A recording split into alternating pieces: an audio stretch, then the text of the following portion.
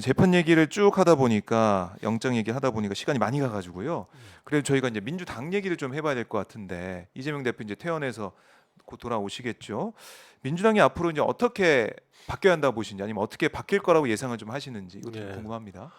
이제 저희들이 이 이제 변호인들이 특히 제가 이 대장동 사건을 정 실장의 대장동 사건을 변론을 하면서 네, 어, 이 사건의 실체에 대해서 대한민국 누구보다도 많이 아는 사람이 됐잖아요. 그렇습니다. 그래서 예, 그리고 이제 이재명 대표님이나 정진상 전 실장은 정치인이지 않습니까? 네, 정치인은 재판도 매우 중요하지만 음, 또 재판 밖에서 형성되고 있는 국민들의 신뢰, 그렇죠. 지지 네, 이게 굉장히 중요하지 않습니까? 음, 그런데 그 대장동 사건에 대해서 보수 언론들에서 쏟아내는 그 아, 잘못된 공격들, 예, 그로 인해서 국민의 신뢰하고 지지가 흔들리는 것, 이건 본인들 입장에서 굉장히 큰 타격이거든요. 그리고 네, 그 국민의 신뢰하고 지지가 흔들리면 그게 여론으로 표현이 되고 그 여론은 재판에도 영향을 미쳐요. 네, 그렇기 때문에 재판정 밖에서 음, 이 재판의 실상을 알리는 게 매우 중요하다. 음, 그런 생각을 했죠. 네, 그래가지고 제가 그 중앙지법 법조 출입 기자 전체한테 네, 제가 그 법원 서관 앞에서 아, 땡볕에 1시간 정도 맞아요. 브리핑도 하고 브리핑하고, 그다음에 우리 오마이 TV에 나와서도 네, 사건 설명도 하고 또 음, 다른 유튜브에 가서도 장시간 사건 설명을 했습니다. 그러니까 이게 이제 그래서 필요한 건데 음, 저는 우리 민주당의 의원님들이 본인의 정치적 의사 결정을 하기 위해서는 네, 이 사건에 대해서 당연히 공부를 했어야 한다고 봐요. 예, 공부를 충분히 할 수 있어요. 예컨대 대표실에 변호인 의견서를 좀 보내주라라고 해서 받아서 본인이 볼 공부할 수 수도 있고, 있고 네, 또 유튜브에서 저 같은 사람이 와서 하는 것을 그렇죠. 1시간 이상 했으니까 쭉 들어볼 수도 있고 음, 그러면 공부를 해보면 검찰이 기소가 네, 실체가 없는 거구나. 음, 유동규의 진술이 믿을 수가 없는 거구나라는 것을 알 수 있었다고 저는 생각을 합니다. 네, 근데 어쨌든 그간에 계속해서 이재명 대표의 사법 리스크를 가지고 그 사법 리스크는 개인이 책임져야지 당으로 가져와서는 안 되는 거 아니냐는 논리로 네, 계속해서 이재명 대표에 대해서 비판적이었지 않습니까? 그것도 그랬죠. 흔들었고. 예, 근데 이번에 이제 그게 결국은 부결 당론 채택이 안 되고 더 나아가서는 가결포가 나와가지고 결국 사법 영장 심사를 받게 됐고 네, 다행히 이제 법원이 공정한 재판을 해줘가지고 음, 기각이 됐고 드디어 이제 정리되는 국면이 됐는데 네, 그래서 이제 더 이상 당내에서 이재명 대표의 사법 리스크 뭐 죄가 있는 거 아니냐 하는 것을 주장할 명분이 이제는 아하, 설당을 잃었다. 예, 지금에 와서도 그렇게 말씀하신 분이 있다면 영장 기각됐으니까 됐지만 남아있다, 재판이 재판은 남아있다. 남아있다 이렇게 얘기하는 예, 것은 지금 국힘당 주장하고 똑같잖아요. 그럼요.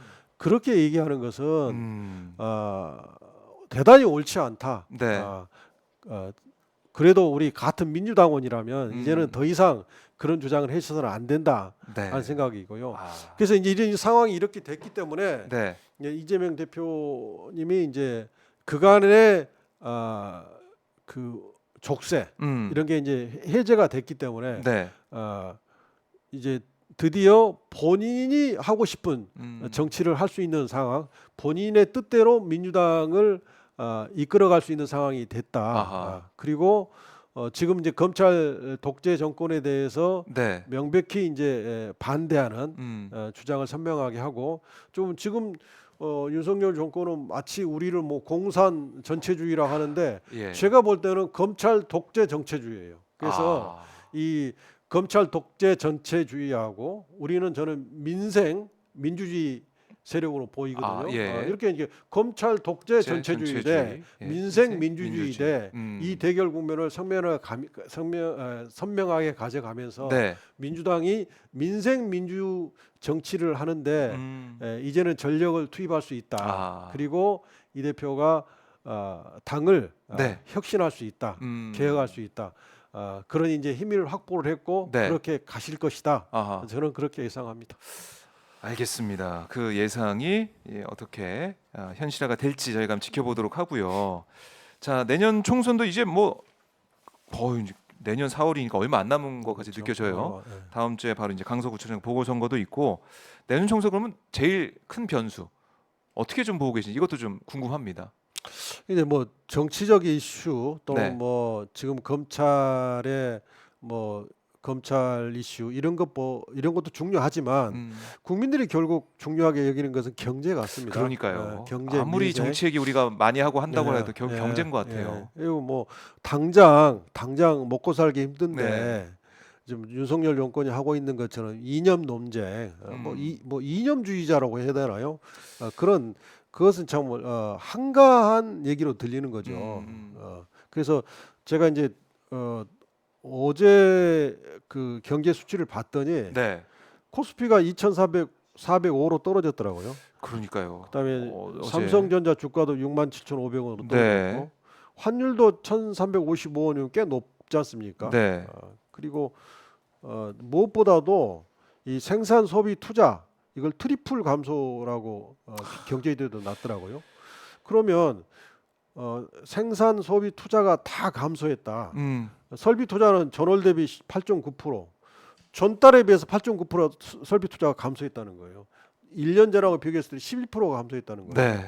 그러면 이건 명백히 경기 침체를 나타내주는 수치지 않습니까? 그러게요. 그러면 국민들이 지금 현장에서 느끼는 경제가 어렵다. 초반에 제가 말씀드렸다시피 진짜라는 말을 넣었고 진짜 어렵다. 진짜 이렇게 어렵다. 말씀하시는 게 네. 수치상으로도 지금 확인이 되는 거거든요. 그러면 이렇게 어려움에도 불구하고 대통령이 또 경제부총리가 제가 한 2주 전에 네. 9시 뉴스에 대통령과 경제부총리가 경제 문제로 얼마나 나오는지 한 달치를 체크를 해봤어요. 네. 한 번도 안 나오셨더라고요. 아. 그럼 이건 심각한 겁니다. 대통령과 경제부총리가 적어도 일주일에 한 번은 경제 문제로 9시에서 나와서 국민들한테 꿈과 희망을 주고 네. 극복할 수 있다. 극복할 수 있다. 네. 그런 방법을 계속 찾는 모습을 보여주고 그렇게 진두지휘를 해도 극복할까 말까 하는 이런 상황에서 네. 경제는 별 관심이 없고 계속 이재명 주기비 수사, 뭐 이념, 네. 그렇죠. 이런 계속, 얘기만 해서는 국민들이 심판할 수밖에 없다. 결국엔 이렇게 내년 봅니다. 총선은 윤석열 정권 심판이 될 네, 것이다. 그렇습니다. 이렇게 보고 계시네요. 경제가 너무 어렵기 때문에 이게 반영이 될 것이다.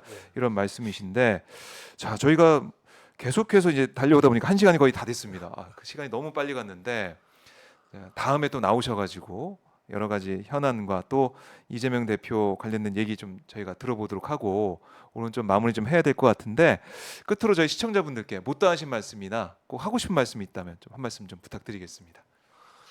예. 제가 이제 그 23일, 24일 이재명 대표 영장 기각을 탄원하는 서명을 부천 역곡 남부역에서 시민들을 상대로 받는 서명 작업을 꼬박 이틀 동안 했습니다. 근데 시민들이 굉장히 많이 응해 주셔가지고 제가 536분으로부터 서명을 받았는데 그러면서 이제 많은 그 민심을 들었어요. 그래서 제가 들은 민심은 이재명 대표에 대한 바닥 민심은 성별 불문하고 또 연령 불문하고 또 출신 지역 불문하고 굉장히 강하다. 네. 이걸 느꼈습니다. 그래서 이제 이재명 대표님이 이제 퇴원을 하시고 민주당을 다시 이제 진두지하게 되면 민주당이 우리 지지자들이 원하는 민주당으로 개혁되고 그렇게 진군할 것이라고 저는 기대하고 앞으로도 우리 민주당에 대한 많은 지지 또 이재명 대표에 대한 많은 지지를 부탁드립니다. 오늘 저를 불러주셔서 감사합니다. 네, 알겠습니다. 지역에서 또 계속 변호사 활동도 하시고 제가 이제 시민들에서 활동하고 만나는 있는 곳이죠. 곳이 예. 이제 부천 소사인데요. 네.